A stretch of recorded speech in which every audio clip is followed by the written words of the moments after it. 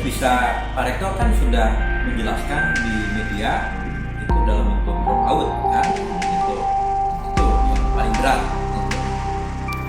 Tapi untuk saat ini masih berjalan aja prosesnya. Kita butuh informasi yang akurat karena bukan hanya panitia ya, tapi juga ada pihak-pihak lain yang menyuruh yang itu sedang kami telusuri.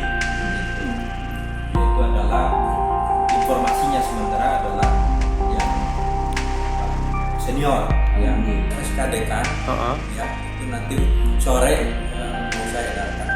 Itu yang mulai berlaku hari ini Bang? Apanya? Ya, Ini sudah berlaku dibekukan. ya.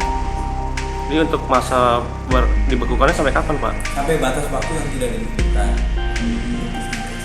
Jadi Saksi untuk memberikan proses pembelajaran bahwa ada sesuatu yang Salah. cermat di situ.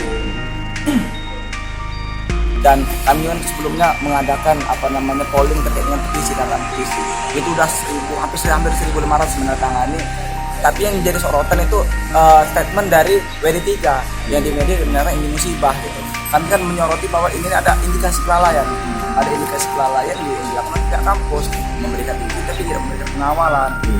Kami berharap dekanat itu kan masukan di kami yang pertama juga bersama dengan mahasiswa merumuskan regulasi berkaitan dengan kegiatan mahasiswaan baik yang dilakukan di FISIP ataupun di FISIP dan itu nanti dipublikasikan karena dalam poin kesepakatan itu nantinya kami berharap ada regulasi yang menyatakan bahwa dosen atau pihak kampus bertanggung jawab dalam hal pengawalan. Dalam minggu ini tentu ditingkatkan dari hasil gelar perkara.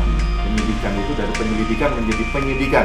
Nah, dalam penyidikan ini nanti akan kita minta keterangan langsung kepada para panitia yang terlibat dalam acara kegiatan UKM Cakrawala tersebut. Mungkin ini bisa.